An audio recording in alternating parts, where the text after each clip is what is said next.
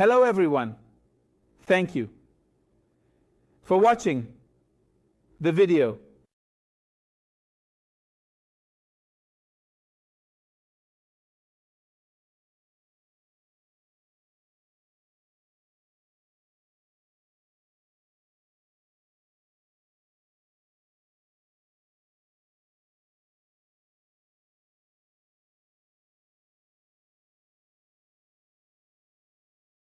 We take refuge in God from the accursed Satan. In the name of God, the most gracious, the most merciful. I know you are very eager to hear the next part of the class, where we want to talk about Muhammad in the Bible. We have a serious problem that many people say they don't care whether the truth is that Muhammad is in the Bible or not in life. So we had to enter an introduction that if truth is important, the human being needs to know the truth. And if the truth is going to suffer, the human being needs to reach certainty. And without reaching certainty, they suffer. Human beings have an innate desire to reach certainty. They suffer if they remain in a state of doubt, feeling it as a state of ambiguity, darkness, and a pain that they cannot describe. They can only endure it. The truth is from God, so it is not for those who doubt. We have said that Satan leads us to doubt what we are certain about. Be careful. It is not that we reach a state of certainty forever. No, we reach a certainty, a light, and then temptations come and take away that sweetness of certainty. And once again we begin to doubt. So a person who has not reached perfect faith, meaning a state of hypocrisy, enters into a state of hypocrisy. Due to lack of faith, and little by little, the darkness of disbelief will turn into credulity, or rather into faith. And faith increases until it reaches a state that we call the foundation of faith, which no longer has any disbelief. This is the first step, where the foundation is pure light, from which faith is increased.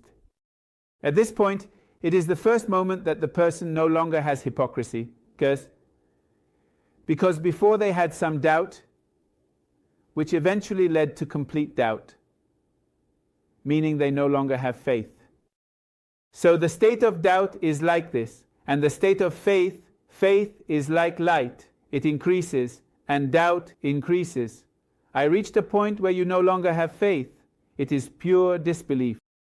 While we are in a state of doubt and faith, it is like two triangles.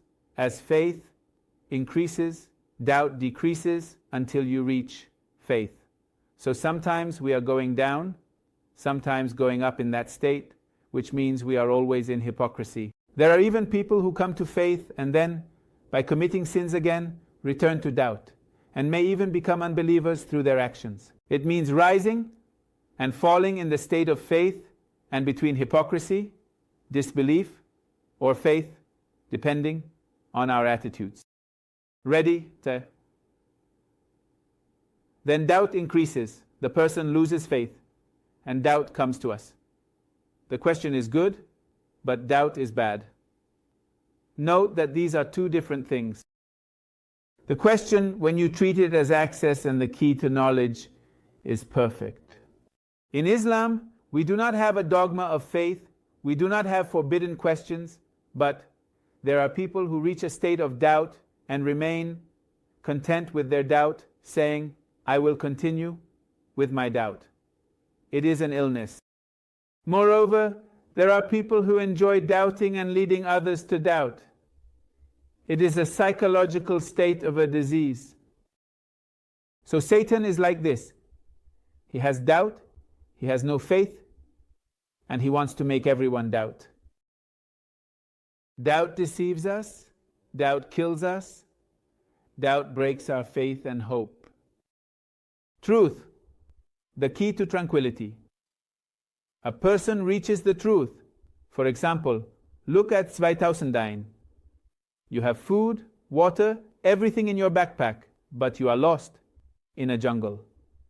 you suffer. A quite lovely jungle, beautiful. You don't know where you are, you don't know where you stand, you suffer from it. Why? Nothing is happening to you. You have everything in your backpack. You won't die of hunger.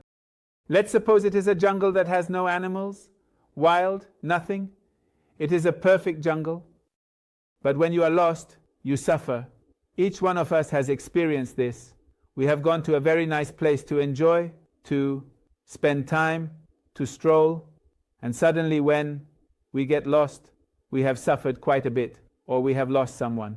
Why? That is to say, when a human being is in a state of being lost, or has lost a loved one, a person who has lost justice, a person who has lost certainty, a person who has lost faith, the things that give you peace, the person who has lost their child, looks at the state of losing what you need, what you want, that makes you suffer. The relaxing effect of knowing the truth is something that no one can reject. For example, a woman who has gone missing, her son suffers. They say, "Tell me what has happened to my son. Am I going to be at peace?" Even if they are going to say, "Look, here is the photo of your son. He was killed 20 years ago, and this is his grave. Thank God, I am already relaxed. I have come out of the state of doubt. I know that my son is already dead." Do you understand me? What I mean is, the worst news a mother can receive is the news of the death or murder of her child. But when that very bad news is going to save that woman, leading her to a state of certainty, it will be good news. Thank you, thank you. And why are you thanking me? I have given you the news that your son has been murdered. Thank you because you have taken me out of doubt. Do you see? It's something natural to be human. Then, the relaxing effect of knowing the truth and reaching tranquility, secure faith, based on certainty, causes many people who follow certain religions today to always suffer due to the doubts they have. Where am I leaning? I don't know on what or where. That charity I am doing, to whom? That money that I am supposedly supporting for that religion, where does it go? I have doubt, therefore I suffer. All of this reassures and satisfies us when we reach certainty. This means we need solid foundations of certainty to believe. This makes many people want to learn about more religions. Why? The answer, although this person may not give it to you, is that I am dissatisfied with my religion, I am uneasy, I have doubts, and I want to save myself. Living with believers is another character, or rather, another benefit of finding the truth. Each of us seeks to find true believers, meaning people who have faith based on truth, in what is reality, in what is true. And we will enjoy practicing among them. Allow me to tell the story of a brother named Usand, an atheist university professor. He arrived in Qom, in that city. It was a Friday.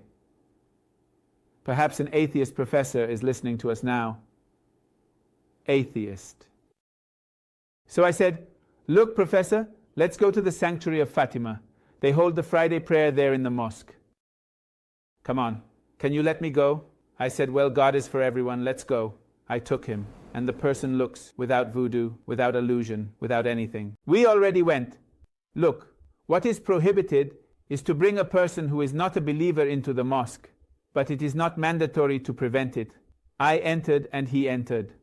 After me, there is no problem. Do you understand? So I already took the stone, that is for praying. He took it, it was Yusan. We were at the Friday prayer among thousands of believers. We prayed. After that, I saw the eyes through God, the eyes of that teacher. He was a universal professor, full of tears, and thanked me. Thank you, Sheikh, for allowing me to experience this. Interesting, isn't it? How can it be? It indeed means he had an inherent need to share the faith with the believers. For that, you need to know the truth. There are many places of worship. Which one am I going to participate in? Am I going to dance with the Pentecostals? Do I receive the Holy Spirit? No. Where? The truth? Tell me. Am I going to worship a rat in a Buddhist temple? Or another idol? Or am I going to pray to God? These are important questions. It means that we have a need to integrate into a believing community. Why? Because human beings have a need for social life, but based on the truth. That is why I need to know the truth. The need to have social life among believers, kind and trustworthy people. When they themselves have doubt, they are not trustworthy. This means that a person who suspects others also doubts in faith, in the community, in the pastor, in everyone. Therefore, there is no faith. This brotherhood does not exist. So everyone who has this experience of praying in a group has felt it, has enjoyed it. Wow, in the center of a large community of millions who are praying, it is an incredible thing, indescribable. It cannot be described. And when are you going to ask these people why you have come here? The truth says, I am enjoying. I am enjoying. It's not that I was forced to come and live with the believers. A person has a need to serve. Truth. To serve the truth. Listen to that word. For example, this is in the Montresor sanctuary where they are preparing iftar and serving soup for iftar. If you ask that person, they say, I feel useful, I feel like a blessed person because I am in the service of truth. A person who is working, for example, Hoseinia, to commemorate the morning of Mohsen Ali's, I feel useful, I feel in service of the truth. Listen to the word.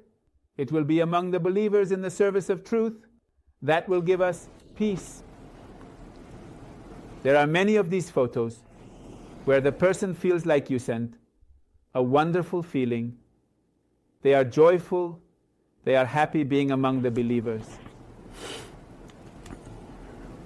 Well, the reality is that indeed, each of us seeks to have a spiritual life, but spiritual life, once we are deceiving others, we cannot deceive ourselves. Once you are a deceitful person who knows that this is not faith and is a deception to the people, you go to such a temple, do such a thing, such a dance, take money from the people and return home, but you cannot have a spiritual life because you know you have deceived the people. Then you yourself suffer from not having a spiritual life because one cannot deceive oneself. Therefore, a human being needs certainty to have a spiritual life. 2009. Do you see? It's not that a person can deceive themselves. Sometimes people pretend that they have a spiritual life deep down, when the truth is, I suffer, I seek it, I don't have it. But look, spiritual life has a foundation called truth, certainty and faith. If you do not have faith, you cannot enjoy doing that. If that God you are praying to doesn't exist, then how can I have a spiritual connection, a spiritual taste? Do you understand me? Does this lover who is called God not exist? I have no faith in this. How can I have this contact? How can I have worship, a prayer? Nothing. So I am not going to have a spiritual life. It may seem that I have a spiritual life, but I do not. A whole person, in order to have a spiritual life, to be able to cry out to God, to be able to communicate their heart to God, needs to know and have the truth. And for what? So that a person has certainty that what they do is the right thing. This is quite important for all of us and for all believers in the world. Why? Because indeed, believers want to have that faith to do what is right.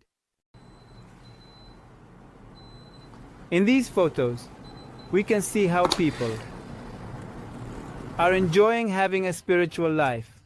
not like the young people who cry. They are not fanatics, which means they have a spirituality based on faith. And when we go in asking, we see that there is a certainty that is being utilized, and that is the mighty product of certainty.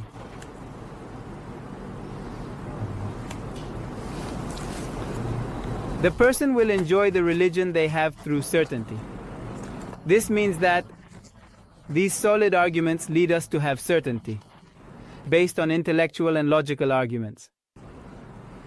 This means that, through intellectual arguments, we build the wall. Within the wall, we will have faith and spirituality, which is sentimental. But that wall of intellectual arguments to defend ourselves from doubt is necessary.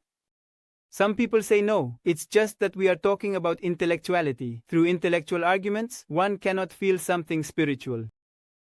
We have not said that one can feel something spiritual, but logical and intellectual arguments are necessary to defend faith against doubt. Faith in itself. One person says no, it's just that faith is dogmatic and shut up. No, then ask, have you prevented doubt from entering? No, doubt creeps in. The person commits sin, they will be bad believers. And in the end, what are we going to have? A supposedly believing society that has nothing to do with faith, practicing everything that is forbidden.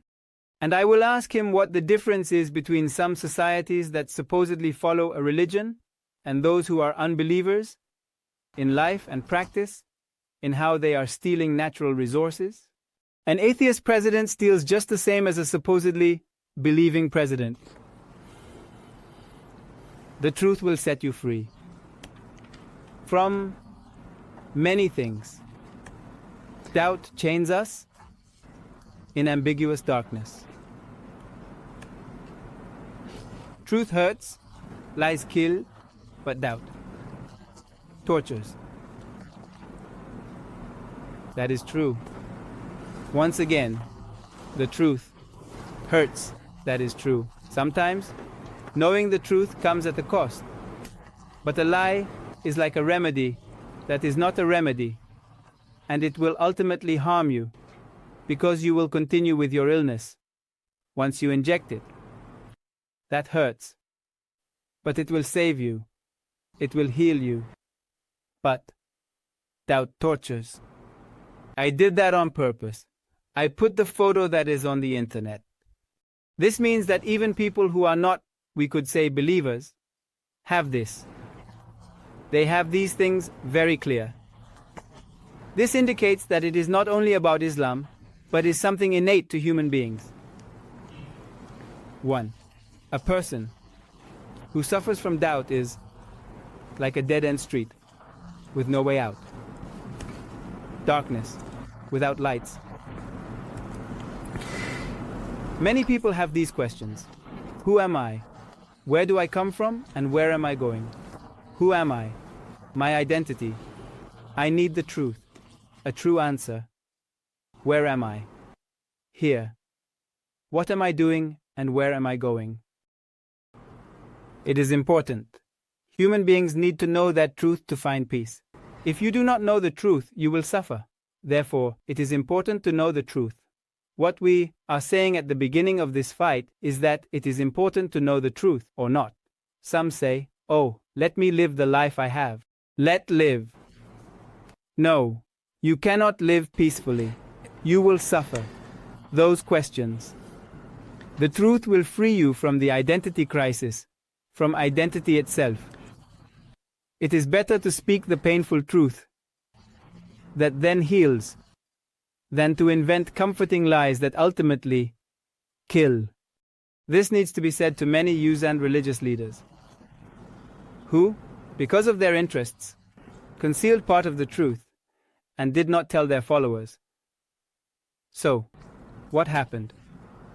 Did many people, when they saw the contradiction in the attitudes of these leaders, these pastors, kuras, sheikh, guru, Yusand, and the contradiction with what they taught, then what happened?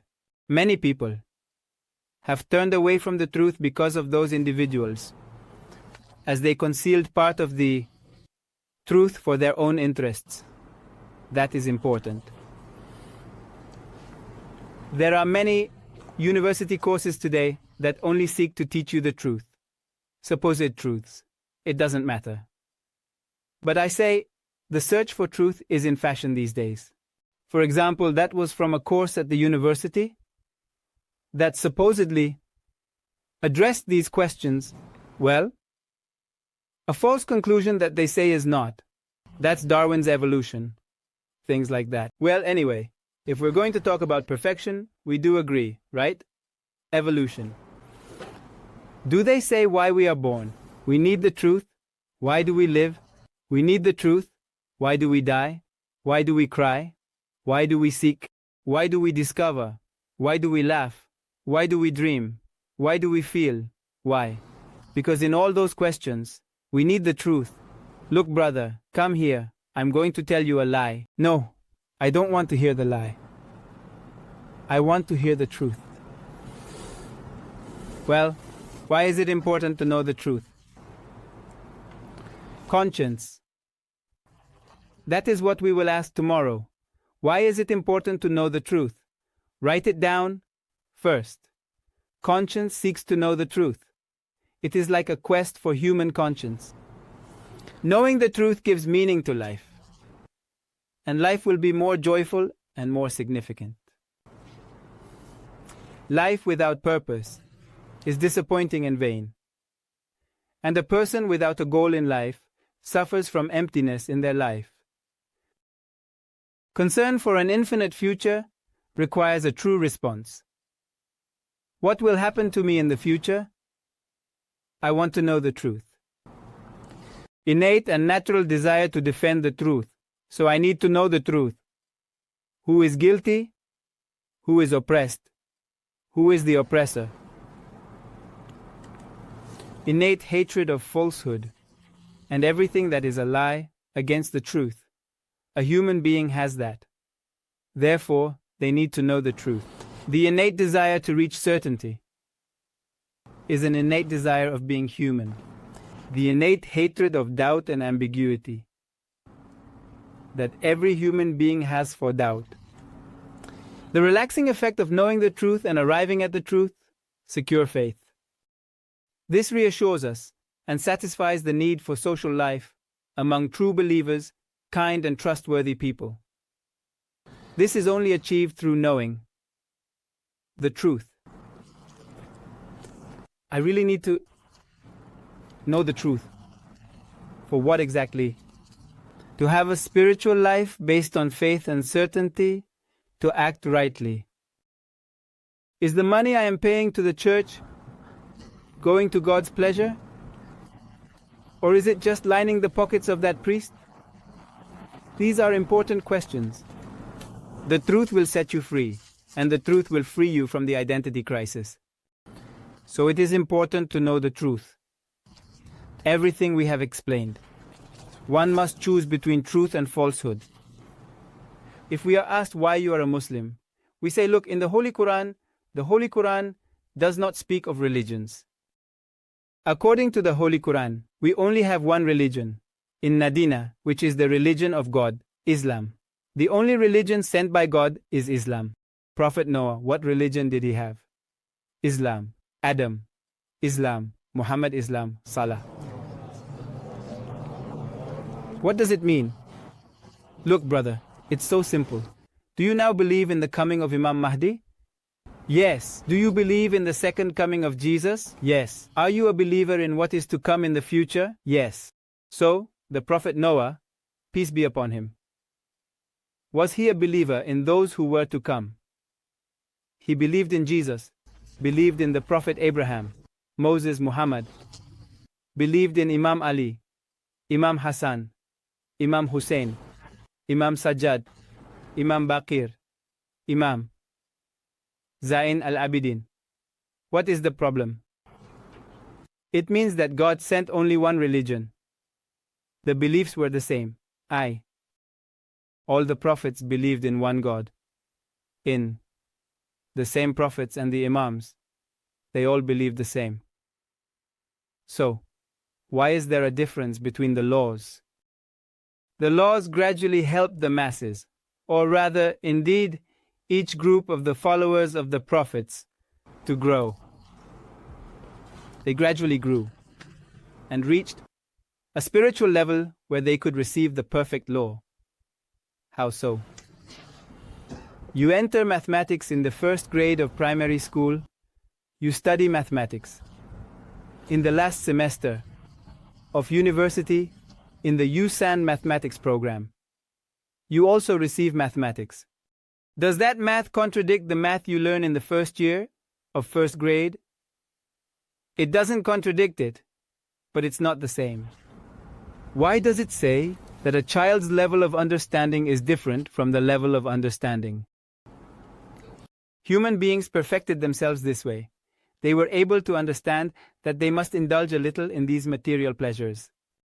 Human beings lost the sacred texts and allowed them to be manipulated until they reached an intellectual level where they could preserve the sacred texts, the laws of God, and protect the Holy Quran.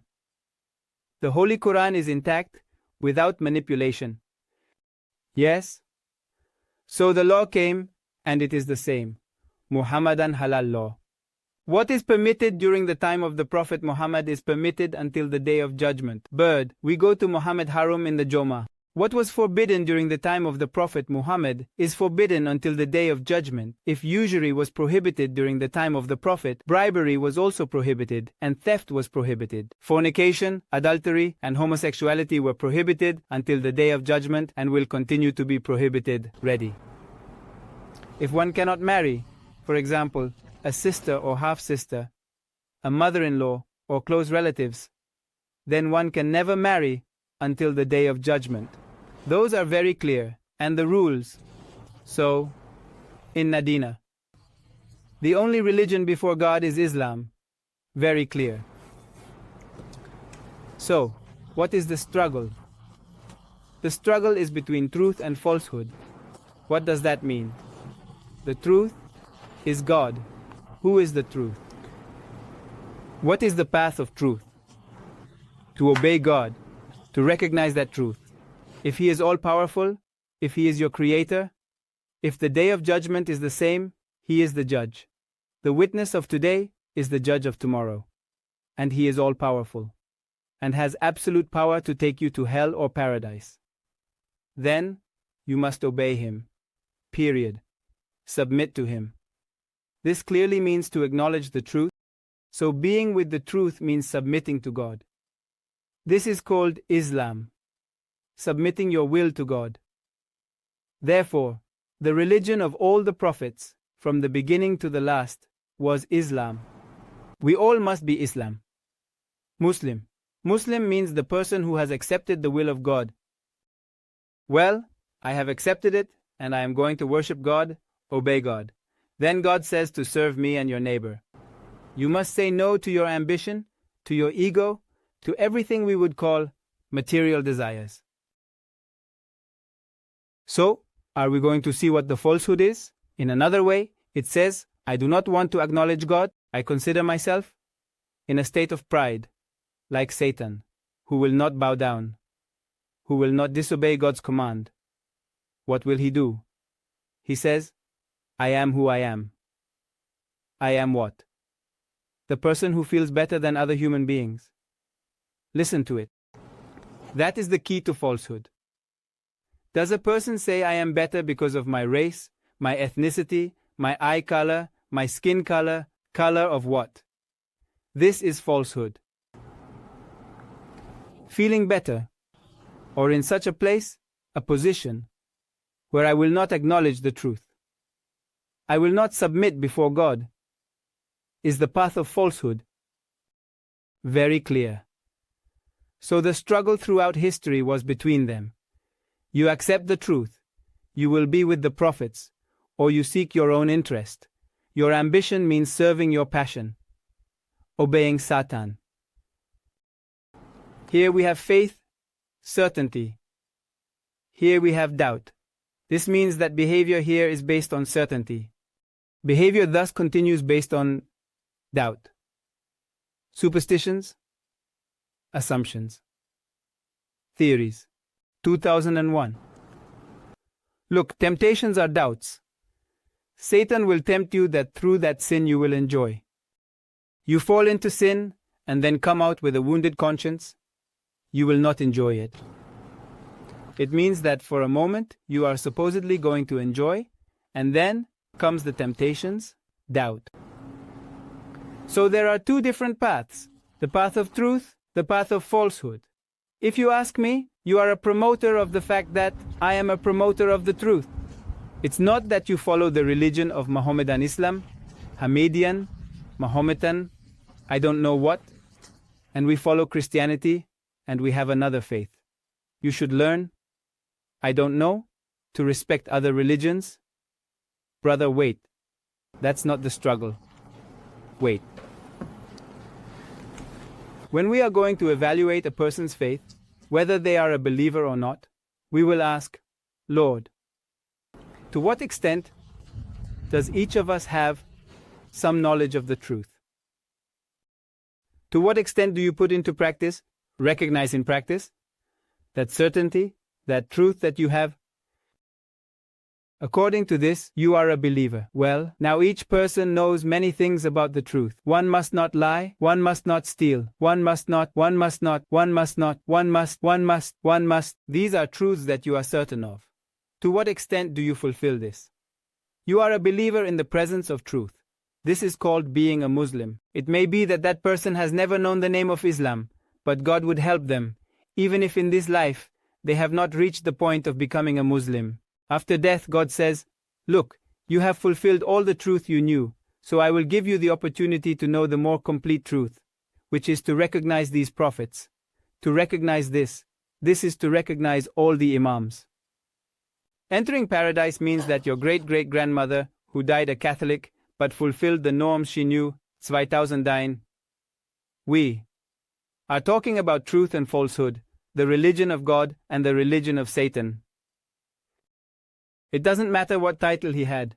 Of course, without faith, he cannot enter paradise. That is true. But faith, which is the percentage of truth that you put into practice, that is called faith. On the contrary, a person can dress as a religious individual, supposedly a Muslim, but does not adhere to what they say. They may be a companion of the Prophet of Islam, yet they do not fulfill what they profess.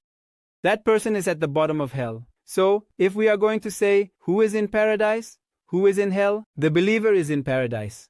And we have provided the definition of the believer. To what extent have you put into practice what you knew? And what is the definition of unbeliever? Unbeliever. Let's change the title Kofar. Kofar is not an unbeliever. Kofar knows and believes, but does not put it into practice. Kofar, which means the person who hides the truth. They call the farmers Kafara yakforo, kofar, saying kafir in the Arabic language. What does it literally mean? That you sow the grain and cover it with the soil. Kafir means the person who knowingly conceals the truth. This is called a kofar. Incredulous does not mean a person who does not know. That is ignorant, and it is something else. Kafir. Again, I believe we have talked about this topic. Kofar means the person who knows and does good. Satan knows this. But in practice, many of us may not.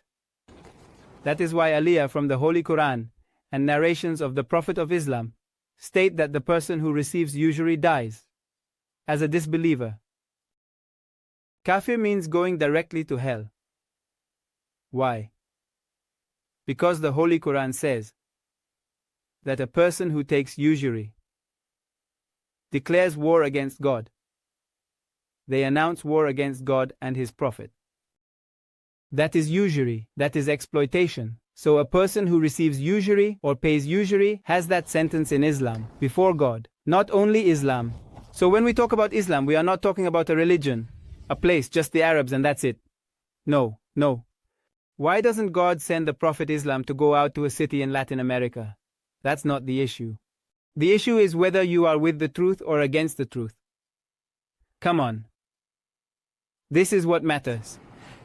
But the unbelievers and Satan want to shift the struggle elsewhere, saying no, it's sectarianism. For example, Islam means Arabism. They want it and they do it. So, are you going to enter a Wahhabi Zionist mosque? What do they tell you? What do they teach you when you enter Islam? The first thing they will teach you is to change your attire. Because they want to equate Islam with Arabism and Christianity with Romanism. Do you see? And they did it almost immediately after Christianity. What Paul did was lost. Constantine made him lose the concepts. Do you see it? Judaism leads to a racism of pure blood. Even in his movies, he shows that pure blood. I don't know what. So we divide, conclude, point. Am I going to ask tomorrow what faith means? Faith means recognizing the truth, the practice. So this issue of practicing faith is already resolved. You will always find that whether a person commits sin or not, this is also well resolved. If you commit sin, each sin requires that you doubt a part of the truth in order to have the will to commit that sin. Step by step, you doubt the part of the truth to the point that you lose all the truth completely.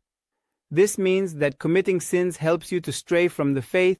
You fall into disbelief from the Holy Quran. The end of those who committed sins, continued committing sins, led them to lose their faith, even reaching a state of mocking faith and the signs of God. Interesting.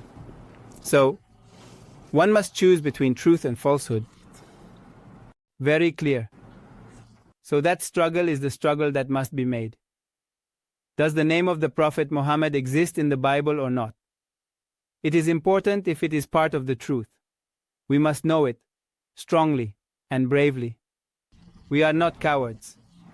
To be a kafir means a person who does not have enough courage to recognize the truth in practice. I am afraid of my interests. What am I going to do now that I am, for example, a priest of such a temple? If I become a Muslim, I will lose my power, my social position, and people will reject me. All of that. Look, brothers, it is a matter of interests. If I, the banker, the brother of Rockefeller, have a Jewish banker here, right? I am the pastor priest of your temple. I am going to preach, brothers.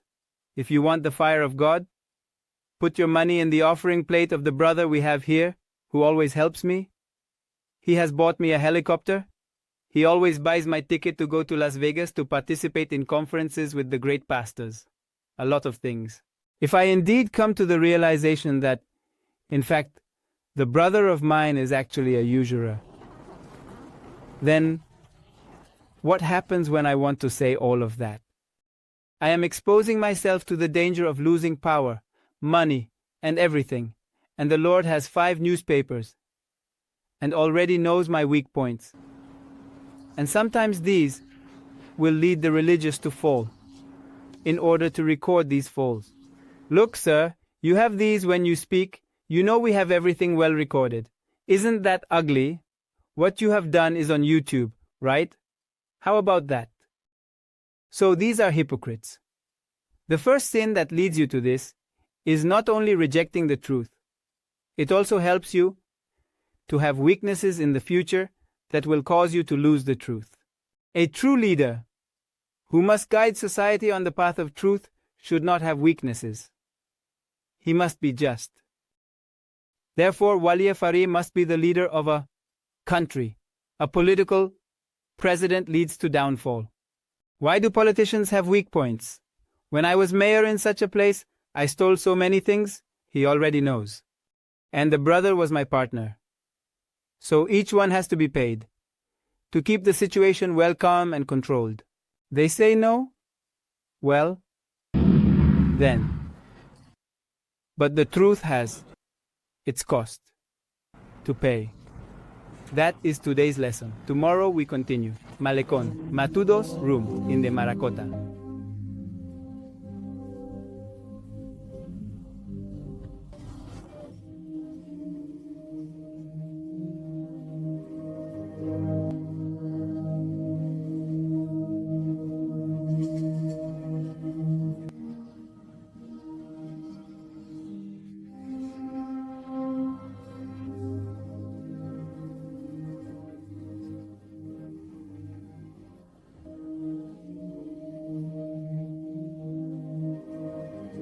but I am under the mouth of room, close